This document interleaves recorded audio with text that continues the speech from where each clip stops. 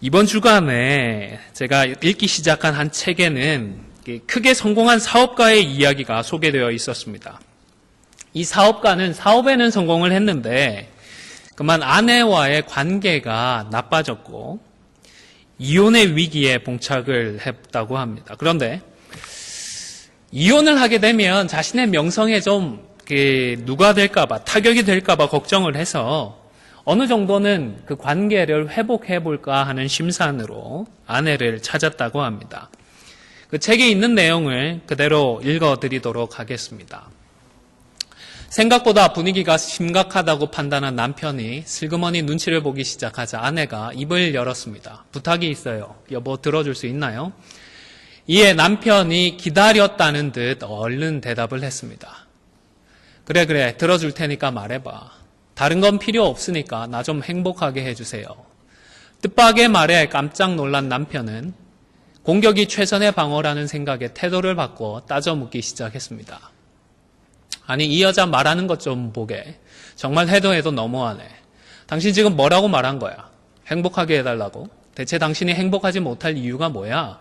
나 같은 부자에게 시집 와놓고 뭐가 부족해서 불행해? 솔직히 말해서 우리나라에 나 정도 되는 부자가 몇 명이나 돼? 별장이 몇 채고? 하인처럼 부릴 사람은 또 얼마나 많은데? 그동안 당신에게 사준 명품 옷이며 신발은 또 대체 몇 개고? 그런데 대체 뭐가 더 필요해? 뭘 더 어떻게 행복하게 해줄 수 있겠어? 살다 보니 별 이상한 소리를 다 듣네. 남편은 입에 거품까지 물면서 난리를 쳤습니다. 그러자 아내는 굳게 입을 다물고 있었습니다. 사실 따지고 보면 그만한 남편도 없습니다. 쥐뿔도 없는 백수로 지내면서 아내 속이나 썩이고 고생시키는 남편들이 얼마나 많습니까? 그나마 이 남편은 유명한 데다가 재산까지 많으니 꽤 괜찮은 편이었죠. 현실적으로 생각하면 감사할 게 많을 법한데 그래도 여전히 아내의 표정은 특별 부흥회 내내 아무런 은혜도 못 받고 있는 장로님 표정과 같았습니다. 당신이 그렇게 자랑스러워하는 돈이랑 집, 별장, 명예 같은 거 저는 필요 없어요. 그런 건 당신이나 가져요. 저는 다른 걸 원해요. 그것 하나면 정말 행복할 것 같아요. 남편이 묻습니다. 대체 그게 뭔데? 날카로운 눈초리로 바라보는 남편에게 아내는 당신 마음을 주세요. 이에 남편의 얼굴은 흑빛이 되었습니다. 놀랍게도 그는 정색을 하며 이렇게 말했습니다. 안 돼. 다른 건 다 줘도 그건 못 줘. 내 마음을 줄 여자는 따로 있어. 이것이 실제로 있었던 일인지 아니면 지어낸 이야기인지는 제가 알 수 없지만 이 글을 읽으면서 어긋난 관계의 씁쓸한 맛이 느껴졌습니다. 우리는 매주 하나님을 예배하기 위해서 이곳에 모이고 있습니다. 그리고 못지않게 우리의 일상이 하나님 앞에서 거룩한 산 제물이 되어야 한다는 사실도 잘 알고 있습니다. 우리의 예배, 우리의 삶을 보시면서 혹 하나님도 씁쓸함을 느끼시는 것은 아닐까요? 오늘 본문 2절을 보면 하나님께서 정말로 씁쓸해하시고 가슴 아파하셨을 만한 상황이 기록되고 있습니다. 하나님은 이스라엘 백성들을 사랑한다고 말씀을 하십니다. 그런데 정작 그 이야기를 들은 이스라엘 백성들은 냉소적이고 부정적인 태도를 취하고 있습니다. 적반하장도 유분수라고 주께서 어떻게 우리를 사랑하셨나이까라고 되묻고 있었던 것입니다. 우리만 하더라도 우리가 관심과 애정을 쏟은 사람이 도리어 도대체 뭘 얼마나 어떻게 사랑했는데 라는 식의 태도를 보이면 허탈하고 씁쓸함을 느낄 수밖에 없습니다. 낙담이 되고 실망이 됩니다. 도대체 무슨 일 때문에 이스라엘이 하나님을 향하여서 이러한 태도를 보였던 것일까요? 그것은 바벨론 포로에서 돌아온 이스라엘 백성들이 목격한 냉정한 현실 때문이었습니다.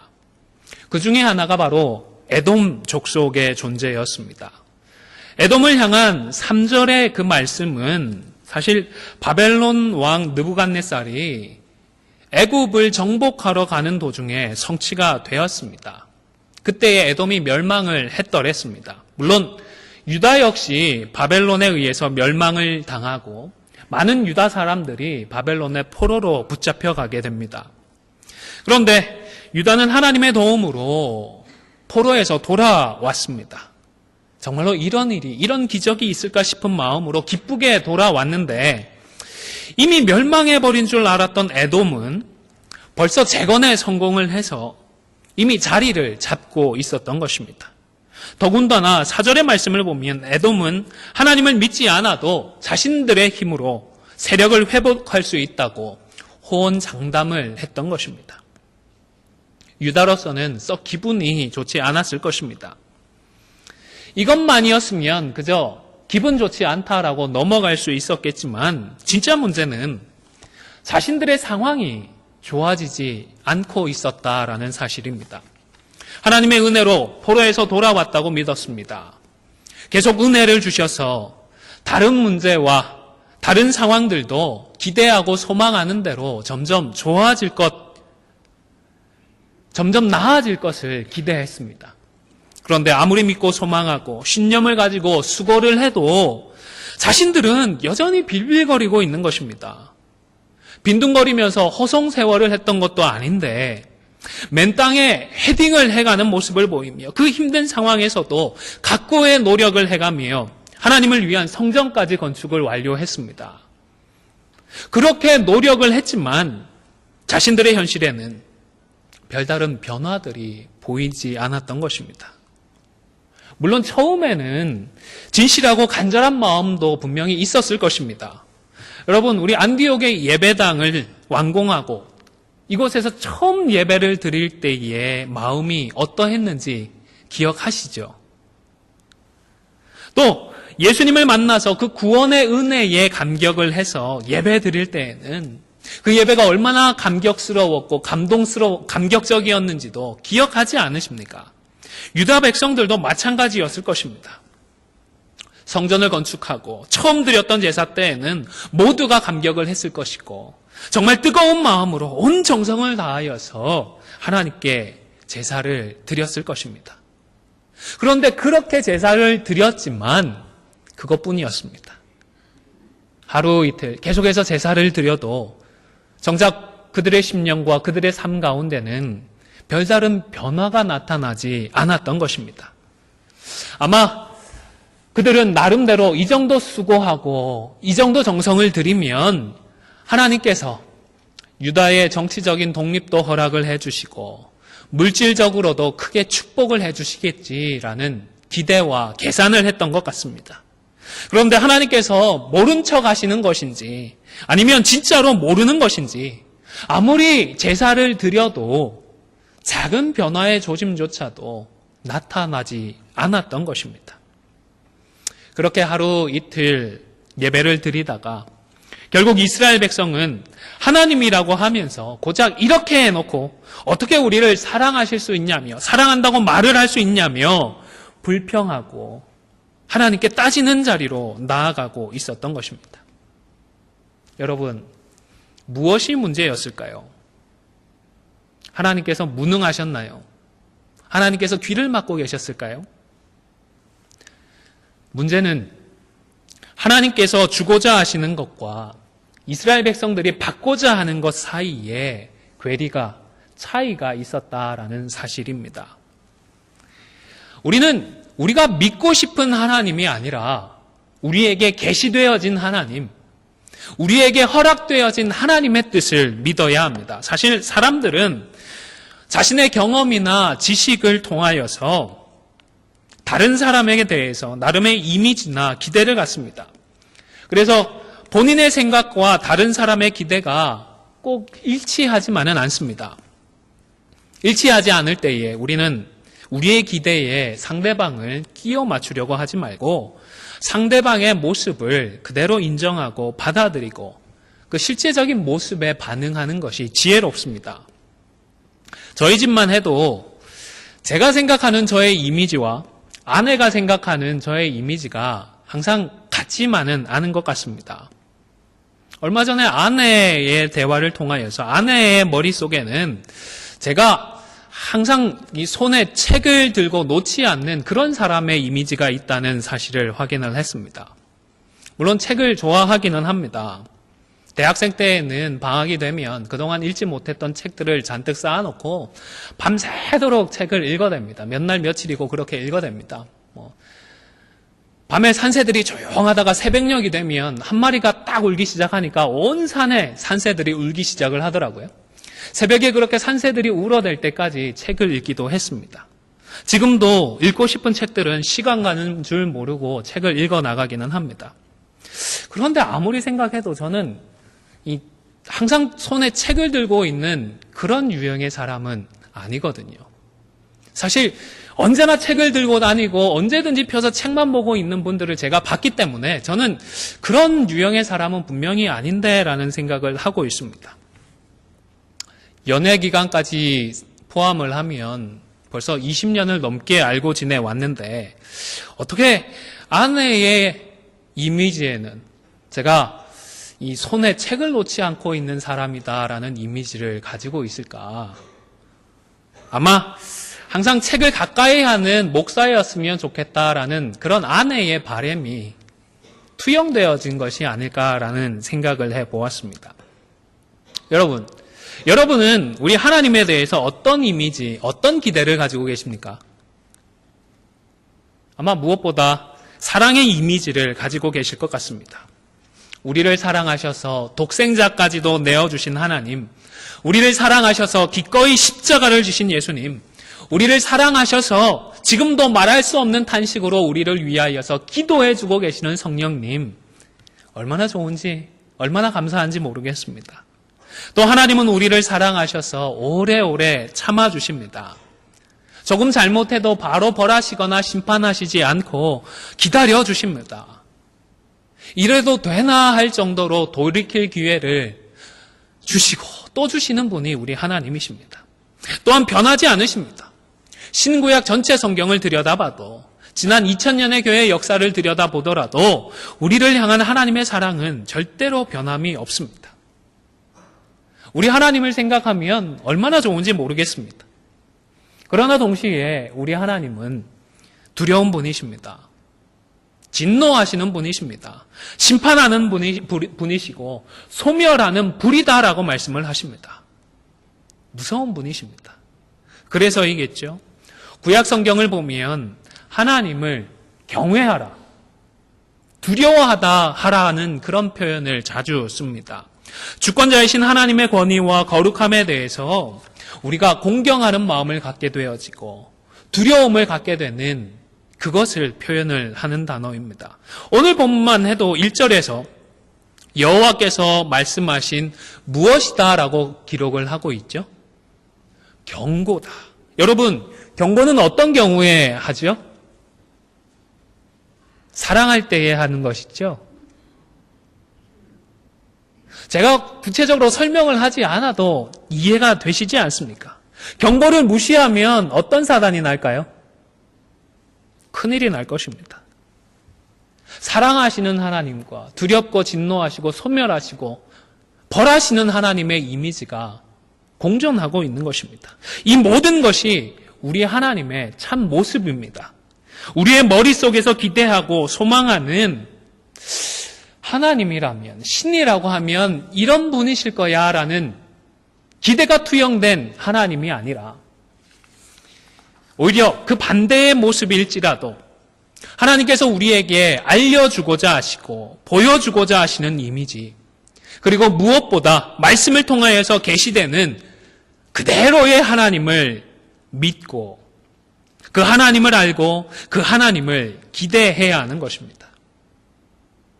말씀을 통하여서 역사하시고 우리를 이끌어 가시고 당신의 뜻을 성취해 가시는 하나님을 바라보게 되면 하나님은 제사에 대해서 침묵하시고 이스라엘 백성들을 사랑하지 않는 분이 아니라 더 크고 분명한 뜻과 계획을 가지고 제사를 드리는 이스라엘 백성들을 통하여서 구원의 큰 역사를 이끌어갈, 성취해 나가기 위한 준비들을 차근차근 하고 계셨던 것입니다. 여러분, 특별히 하나님께서 무엇을 기대하시는지를 알고 그 하나님을 바로 예배해야 합니다. 바로 십자가가 우리의 예배의 이유입니다. 말라기 시대의 이스라엘은 제사를 드리면서 하나님께서 주시는 변화들, 하나님께서 새로 주실 축복들을 기대했습니다. 그런데 이 기대가 이스라엘을 통하여서 이루고 싶은 하나님의 마음은 아니었습니다. 하나님을 통하여서 자신들의 독립을 꿈꾸고 물질적인 축복을 받고자 하는 이스라엘의 소망에 불과했던 것입니다. 그래서 시간이 지나도 그러한 소망이 성취되지 않자 예배의 가치와 예배의 중요성을 의심하기 시작했습니다. 이렇게 시간을 들이고 물질을 드리는 것이 나에게 무슨 소용이 있는지 의문을 갖기 시작했습니다. 그리고 동시에 차라리 총독에게 더 잘 보이는 것이 효과적이고 현실적이다라는 생각을 했습니다. 하나님께는 아무리 제사를 드려도 별다른 변화가 보이지 않지만 총독에게는 뭔가 하나라도 건네면 금방 보답으로 돌아오는 것이 있었습니다. 안 될 일도 되게 해주고요. 힘든 일도 손쉽게 해결을 해주었던 것입니다. 그래서 어떻게 했는 줄 아십니까? 제사를 드리기는 하는데 13절에 보니까 하나님께 제사를 드리면서 훔친 것을 드렸습니다. 저는 짐승을 드렸습니다. 병든 것으로 제물을 바쳤던 것입니다. 총독에게는 가장 좋은 것을 건네고 소망을 하고 청탁을 하면서도 하나님께는 눈 가리고 아웅한다고 적당히 제사를 드리는 신용만 하고 구색만 그저 맞추면서 진심을 다하지 않고 있었던 것입니다.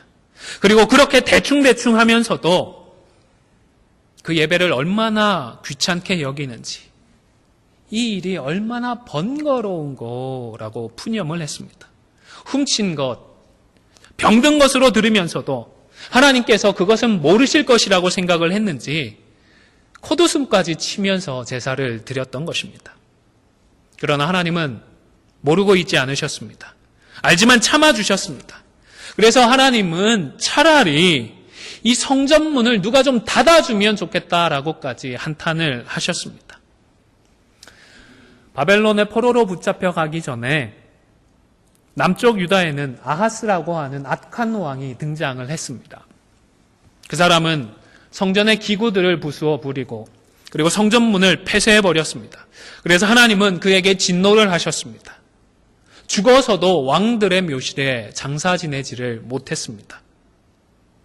이렇듯 원래는 성전 폐쇄를 하나님께서 참지 못하시고 진노하셨는데 그랬던 하나님이신데 이제는 차라리 누가 이 성전을 좀 폐쇄해버리면 좋겠다라며 속상해 하시는 것입니다. 왜 이렇게 되었을까요? 그것은 자신들의 바람과 소망이 이루어지지 않는 것에는 민감하면서 정말로 잊지 말아야 할 하나님의 그 구원의 은혜는 잊어버렸기 때문입니다. 하나님은 에서가 아니라 야곱을 주권적으로 선택해 주셨습니다. 그리고 출애굽의 구원을 허락해 주셨고 바벨론의 포로에서 돌아오는 구원을 허락해 주셨습니다. 이 놀라운 하나님의 은혜를 이미 내가 받은 것이라고 생각을 해서인지 아니면 내가 당연히 받을 것이라고 생각을 해서인지는 잘 알 수 없지만 누가 뭐라고 해도 그 무엇과도 바꿀 수 없는 이 놀라운 구원의 경험을 어느새 잊어버리고 하나님을 기쁘시게 하는 예배의 자리에서 하나님의 마음에 상처를 내고 흠집을 내고 있었던 것입니다. 사랑하는 성도 여러분, 여러분은 오늘 어떤 마음으로 이 예배에 참여하고 계십니까? 혹 주일 예배에 나와주고 있지는 않으십니까? 아니면 이스라엘 백성들처럼 이 주일 예배를, 반복되는 예배를 번거롭게 여기지는 않으십니까? 드리기는 드려야겠는데 이 예배마저 드리지 않으면 뭔가 안 좋은 일이 생길 것 같아서 불안하고 걱정이 되어서 보험 드는 셈 치고 별다른 기대 없이 참석만 하고 계시지는 않으십니까? 말끔히 차려입고 이 자리에 앉아 있기는 하지만 마음은 정작 다른 곳으로 가 있는 것은 아닙니까? 나름 마음을 다하고 뜻을 다하고 정성을 다하고 있기는 하지만 결국에는 하나님이 아니라, 하나님께 감사하는 것이 아니라 나를 위하고 나의 욕심을 위한 수고와 헌신을 하고 있는 것은 아닌가요? 이 정도의 수고와 노력을 가지고 하나님과 거래하고 하나님과의 축복을 교환하기 위한 시간으로 생각하지는 않나요? 이스라엘 백성들처럼 우리 마음과 우리의 예배에도 뜨거움이 있었고 열심이 있었습니다. 주를 위해 계산하지 않고 수고하고 헌신도 했습니다. 그런데 아무리 수고하고 노력을 해도 우리의 삶이나 교회 가운데에 더 이상 변화가 보이지 않습니다. 혹 점점 더 좋아지지 않는다라고 느끼는 것은 아닌지 모르겠습니다. 이럴 바에야 그렇게 수고하고 노력할 시간에 좀 더 놀고 나를 위해서 좀 더 투자를 했으면 더 좋지 않았을까라는 후회도 들 수가 있습니다. 그러나 여러분, 이 예배 시간에는요, 우리의 기대나 우리의 바람이 아니라, 이루어지지 않는 우리의 소원이 아니라 이미 우리에게 허락되어진 십자가의 구원을 기억해야 합니다. 십자가의 그 사랑만으로도 우리는 충분히 하나님을 예배할 이유가 있기 때문입니다. 그런데요, 여러분, 우리의 삶과 교회 가운데에 왜 변화가 없을까요? 하나님께서 관심이 없어서일까요? 하나님께서 귀를 막고 계셔서일까요? 하나님의 능력이 없기 때문일까요? 사실 하나님은 아무것도 변하신 것이 없습니다.